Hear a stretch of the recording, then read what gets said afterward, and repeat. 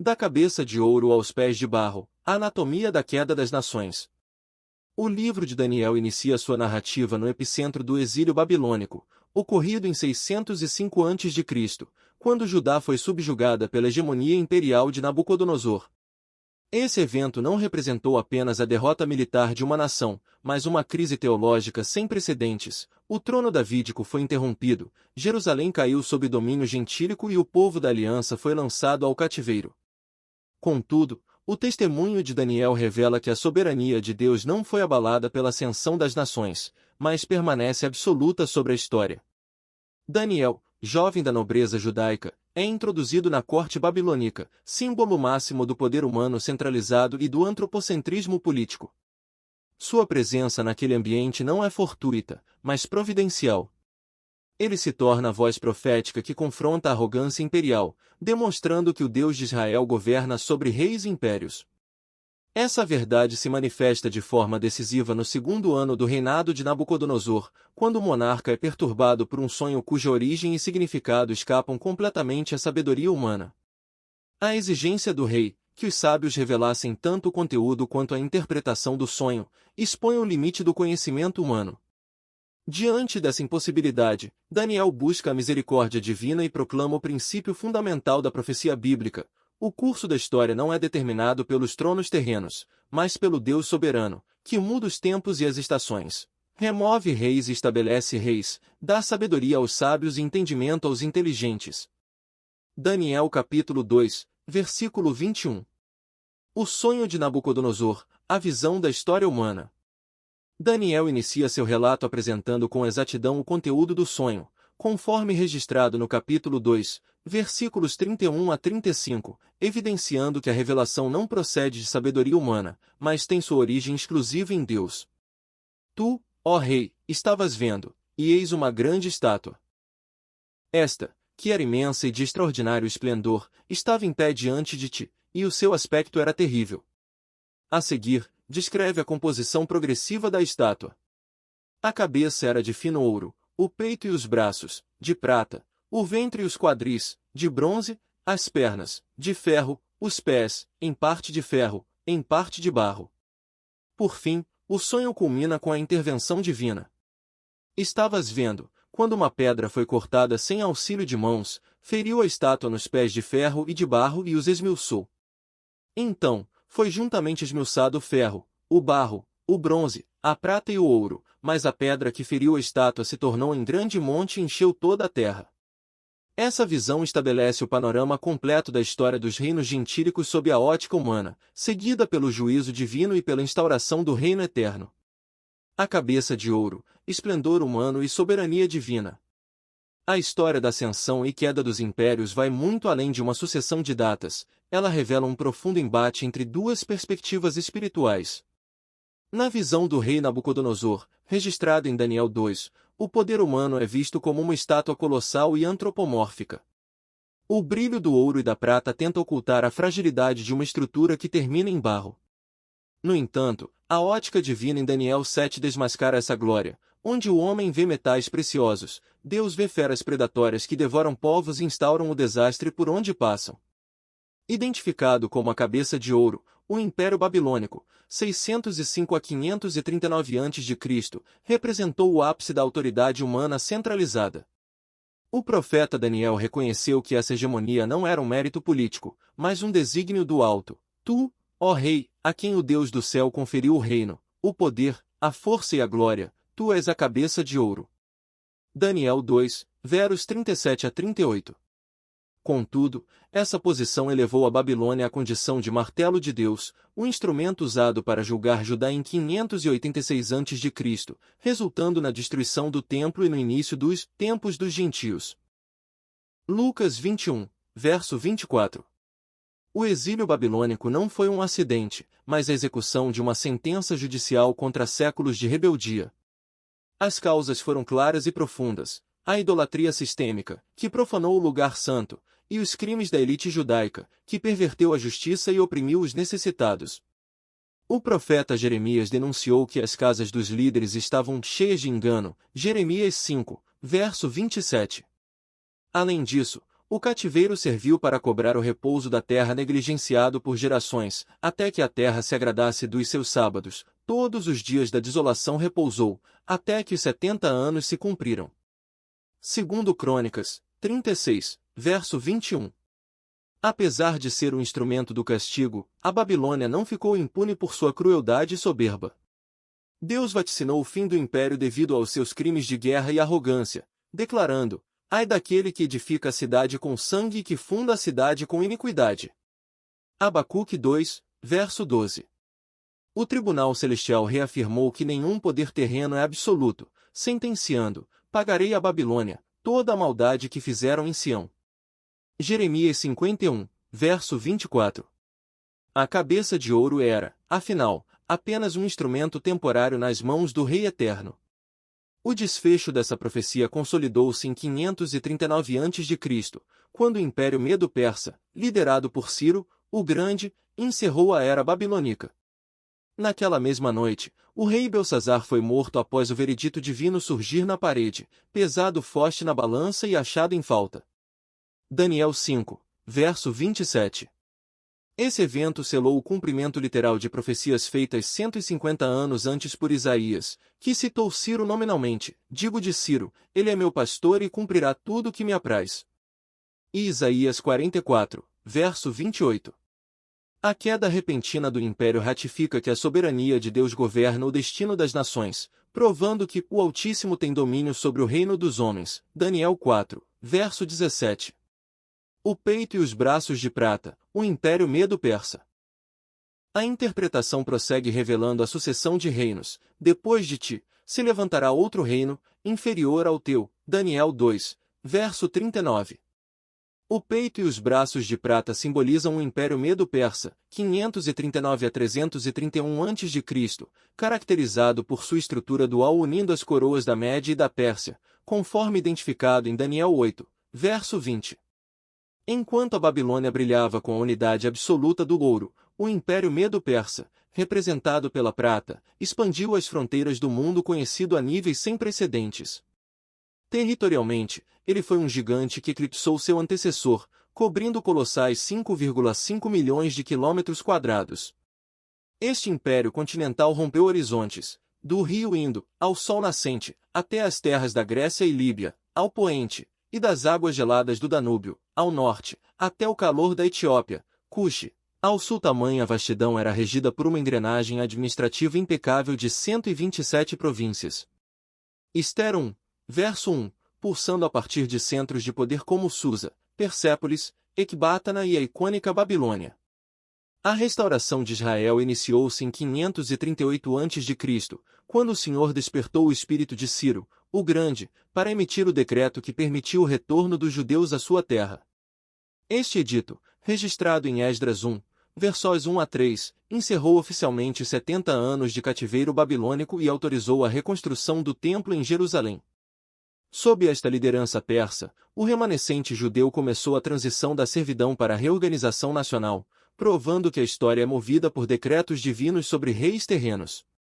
Em 520 a.C., o rei Dário I confirmou a ordem de Ciro após localizar os registros originais em Ecbátana, garantindo o suporte necessário para a continuidade da obra. Motivados pelos profetas Ageu e Zacarias, os judeus concluíram o segundo templo em 516 a.C., conforme o relato de Esdras 6, verso 15.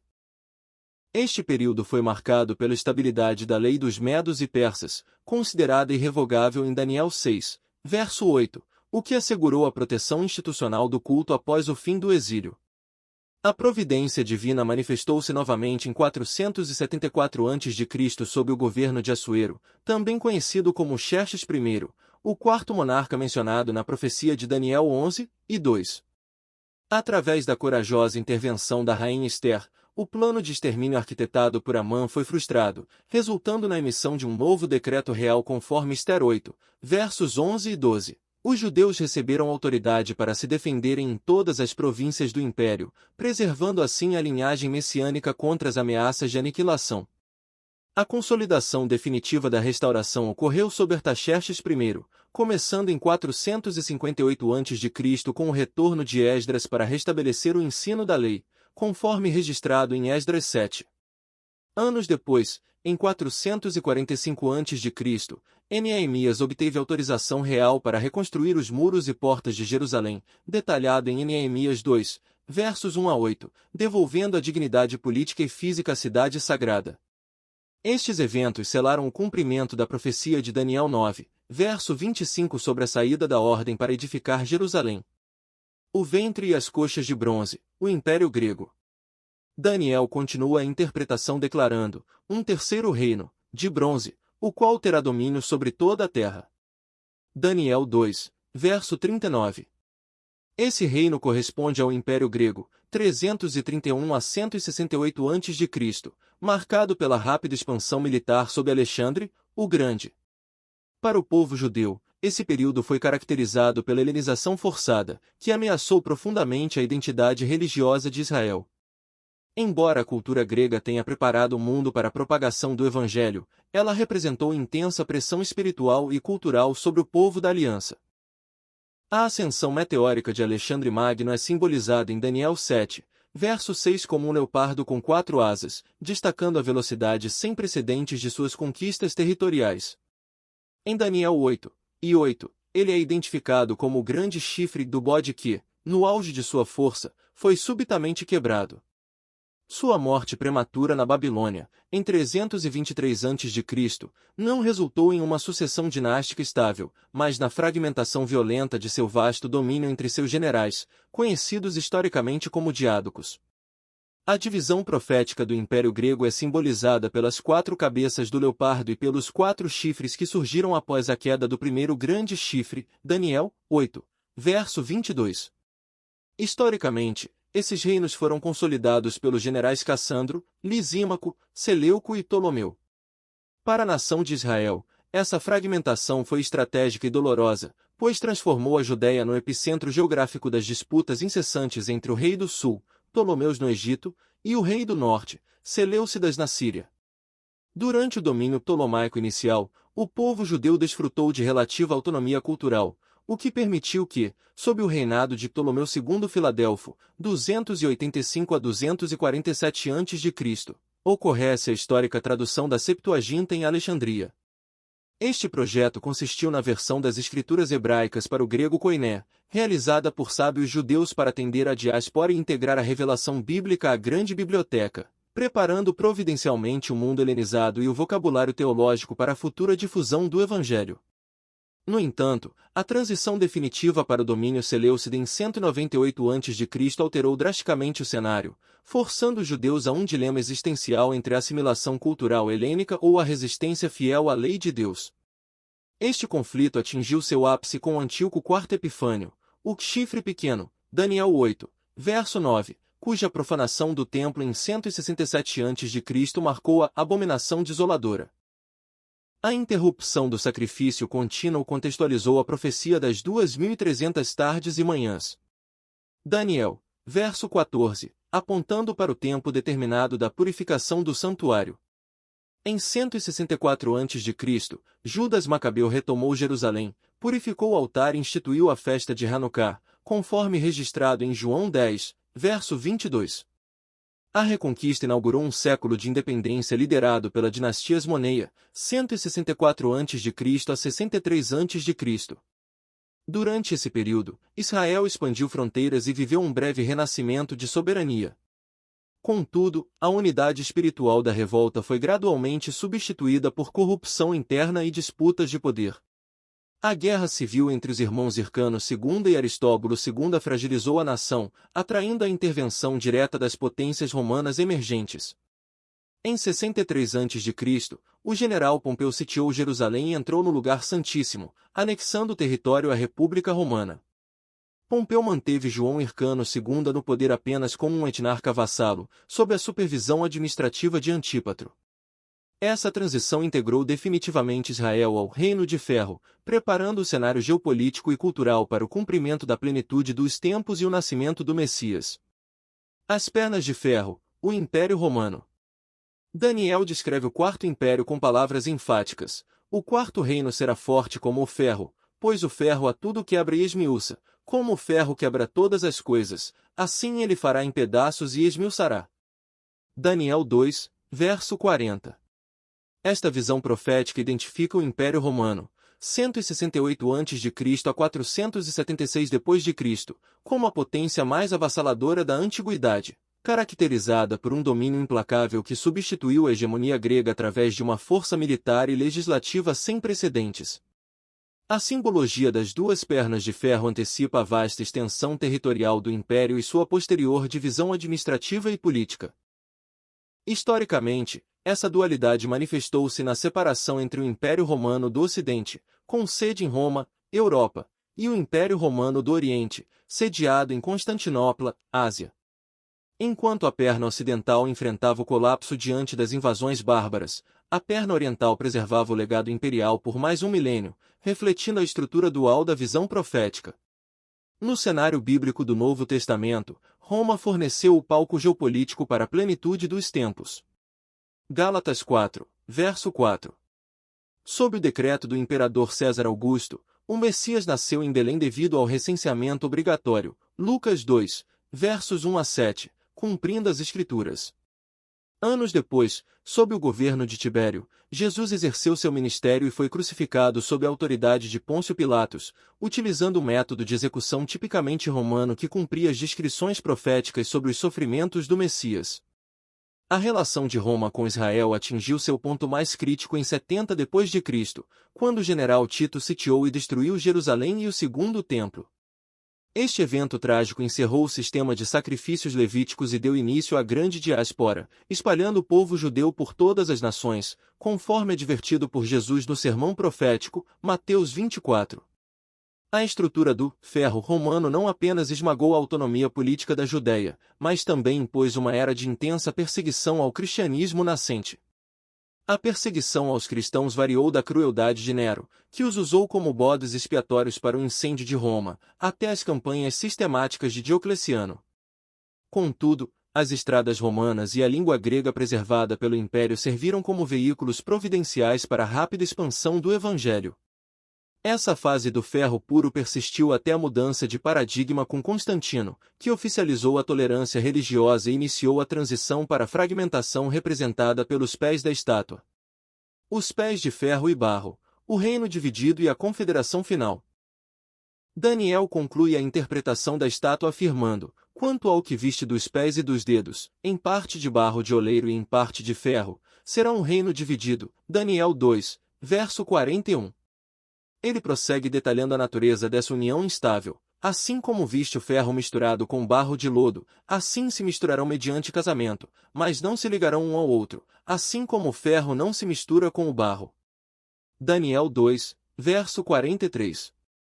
Esta transição das pernas de ferro para os pés marca a metamorfose do poder romano, que deixou de ser um império centralizado para se tornar uma rede fragmentada de nações. Essa sucessão revela que as profecias do livro de Daniel são crescentes em revelação, enquanto a estátua de Daniel 2 apresenta a estrutura política externa. As visões subsequentes dos capítulos 7 e 8 aprofundam a natureza espiritual e os detalhes específicos de cada reino. A explicação teológica sobre os pés aponta para uma tentativa humana de manter a firmeza do ferro, a herança institucional e militar de Roma, misturada à fragilidade do barro de lodo, os elementos populares e instáveis das nações.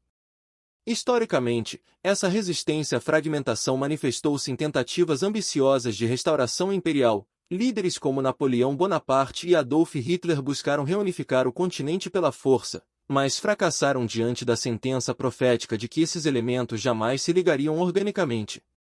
A expressão misturar-se mediante casamento, Daniel 2, verso 43, representou as alianças dinásticas entre as monarquias europeias e, modernamente, simboliza tratados e coalizões políticas.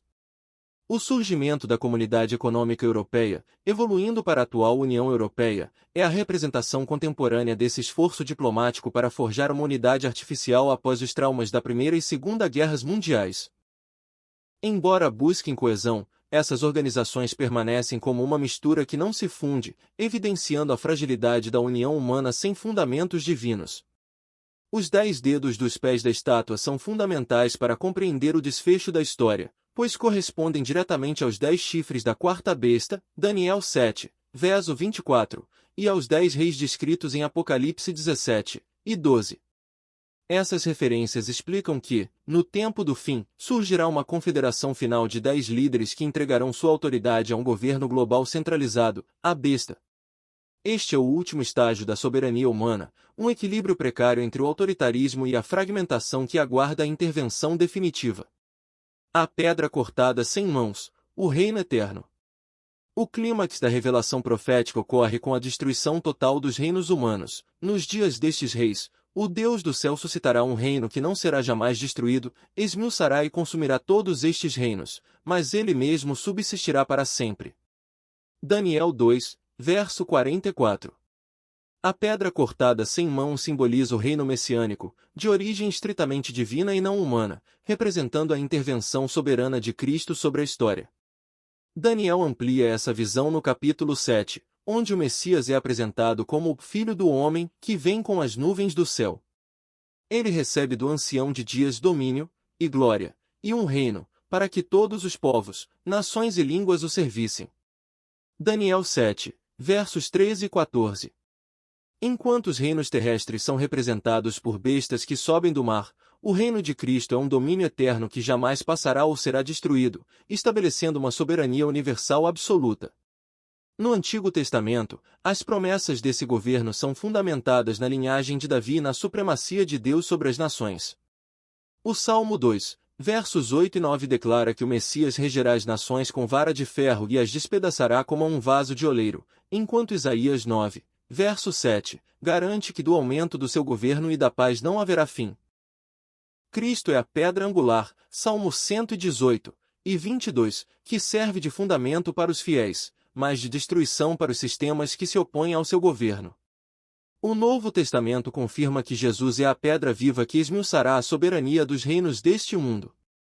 Em Mateus 21, verso 44, o próprio Cristo adverte: aquele sobre quem ela cair ficará reduzido a pó, referindo-se ao julgamento final sobre a estátua do poder gentílico. Esta transição culmina na proclamação de Apocalipse 11, verso 15, onde as vozes no céu anunciam que os reinos do mundo vieram a ser de nosso Senhor e do seu Cristo, e ele reinará para todo sempre. O propósito final desse reino é a restauração da justiça e a entrega do domínio aos redimidos de Deus. Daniel 7, verso 27 enfatiza que o reino e o domínio serão dados ao povo dos santos do Altíssimo, revelando que o governo messiânico não é apenas uma vitória política, mas o cumprimento da promessa de Deus de habitar com seu povo. Assim, a pedra que esmiuça o ferro e o barro inaugura uma era de paz inabalável, onde a glória de Deus preenche toda a terra. O alerta final para um mundo em crise de identidade. A visão da grande estátua de Nabucodonosor não é apenas um mapa histórico do passado, mas um diagnóstico preciso da crise de identidade e autoridade que define o nosso presente.